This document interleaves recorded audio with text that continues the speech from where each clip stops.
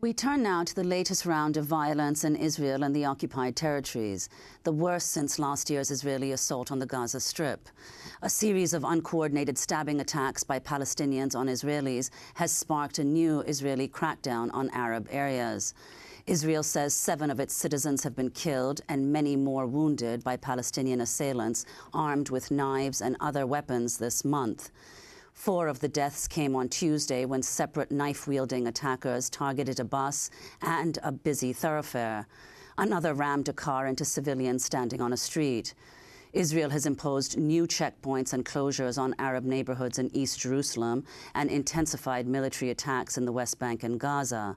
Israeli forces have shot dead at least 11 suspected Palestinian assailants, though questions have been raised over whether all were armed or posed a threat. In the latest violence, 2 knife-wielding suspects were fatally shot on Wednesday. Overall, at least 33 Palestinians, including 8 children, have been killed and more than 1,600 have been wounded this month. In a speech on Wednesday, Palestinian Authority President Mahmoud Abbas said Israel is threatening to spark a religious war. These days, the Israeli aggressive assault against our people and its land and its holy places is escalating, and the racism is showing its ugly face and is making the occupation uglier. It is threatening peace and stability and is threatening to spark a religious conflict that would burn everything, not only in the region, but also in the whole world. In the deadliest day of violence so far, Israeli forces killed 7 Palestinians in Gaza Friday as hundreds marched on the border wall with Israel. Meanwhile, a Jewish assailant killed 4 Bedouin Arabs in a stabbing attack in the Israeli city of Dimona. On Wednesday, State Department spokesperson John Kirby said the U.S. considers the Dimona attack an act of terrorism. He also raised concerns the Israeli military is using excessive force. I think you're going to ask me, what do we consider it an act of terrorism, and we do. Certainly, individuals on both sides of this divide have proven capable of, and in our view, guilty of acts of terror. We've certainly seen some reports of security activity that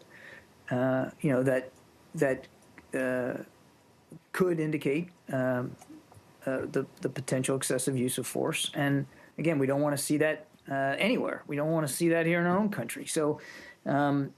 So yeah, we're concerned about that. The new flare-up appears partially fueled by Palestinian concerns over Israeli control of the Al-Aqsa Mosque compound in Jerusalem and ongoing attacks by Jewish settlers on Palestinians.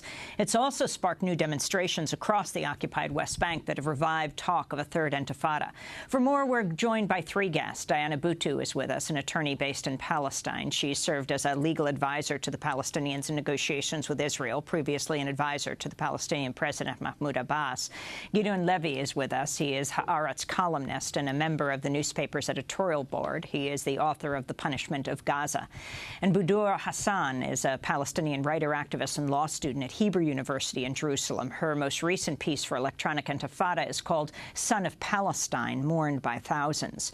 We're going to go first to Haifa, to Diana Buttu. Can you tell us what's happening right now? Are we seeing a third intifada?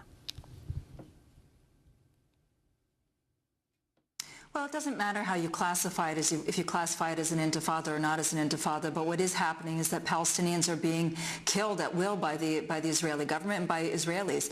It's turned into a lynch mob scene where all it takes is for one person to scream out that the person is an Arab or a terrorist, and suddenly you see the shoot-to-kill orders that have been issued by the government come into effect. We've seen this with at least a few children just this past week, with Fadi Alloun, who was killed last week, and all that it takes is simply one shoot-to-kill order, and there you have it. And so what we are seeing now is protests. We're seeing people who are fed up with living under Israeli military rule and who are demonstrating and demanding that they be free.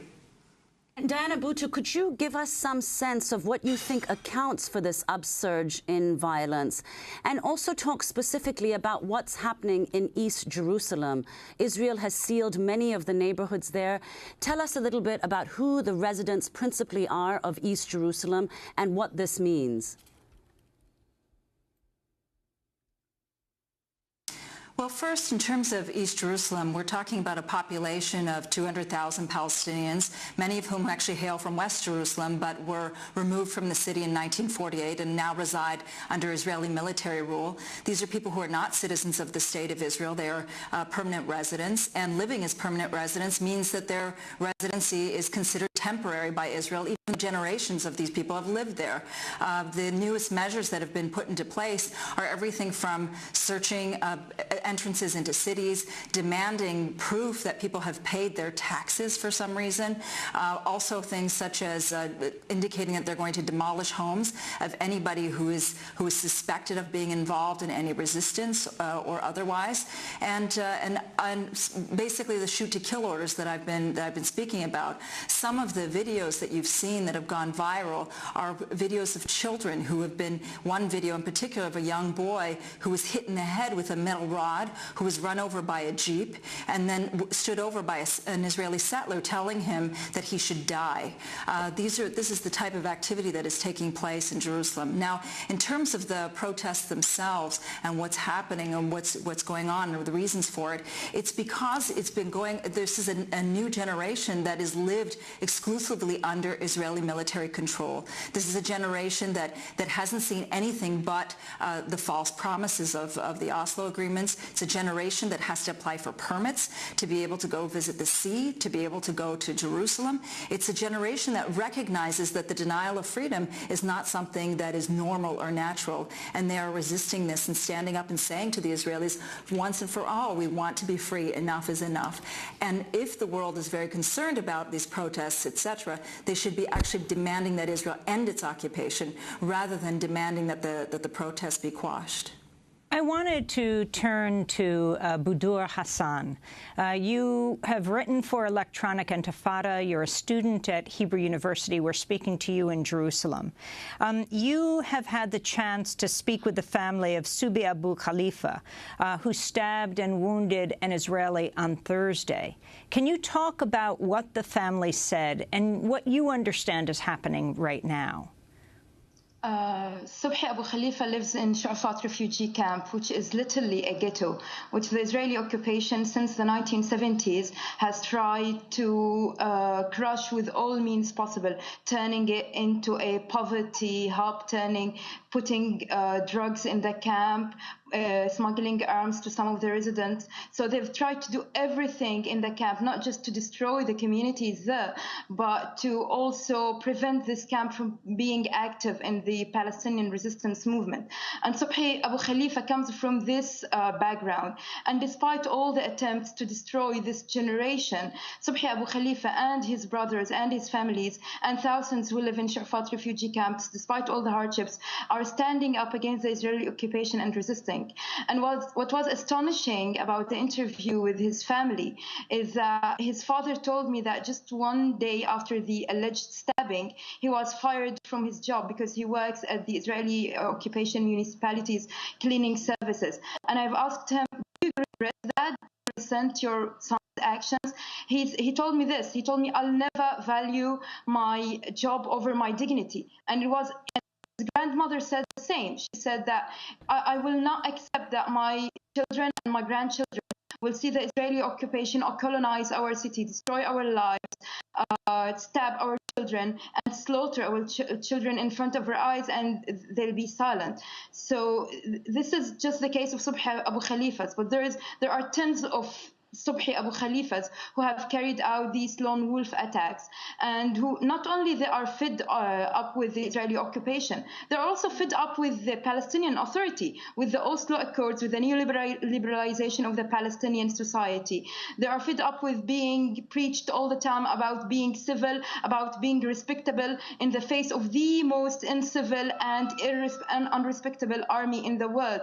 And they are fed up with being told that we should be nonviolent, when all that this so-called nonviolence and peace talks have brought, it's just further colonization, not only of Jerusalem, but also of the West Bank, further destruction of the Gaza Strip, and further attempts to erase Palestinian identity from Jerusalem, take over the urban space that Palestinians once had in Jerusalem, and also sort of pacify and try to take over the Palestinian mentality in Jerusalem. Because what's harder than what's happening in Jerusalem is all these attempts to Israelify or to try to contain the anger in Jerusalem, try to pacify the spirits of people in Jerusalem. So these people are saying, no, we will never be Israelified, we will never be contained, and we will never be domesticated by all these attempts, even the slighter repression, the attempts of the Israeli municipality, for example, to sugarcoat the occupation by putting all these community centers, by trying to sound sweet and kind and visit Palestinian neighborhoods. So these people, these young people are not stupid to be deceived by this kind of sugarcoating. They are saying that we don't accept neither your hard repression, which is embodied by the checkpoints and the closures, nor do we respect your slighter repression, which is personified by these attempts to actually appeal or appease the Palestinian communities in Jerusalem. We're going to break and then come back to this discussion. Budour Hassan is a Palestinian writer. She's a student at Hebrew University in Jerusalem. Diana Buttu is a Palestine-based attorney. She is joining us from Haifa. And when we come back, we will also be joined by Gideon Levy, the Haaretz columnist. He's in Tel Aviv. Stay with us.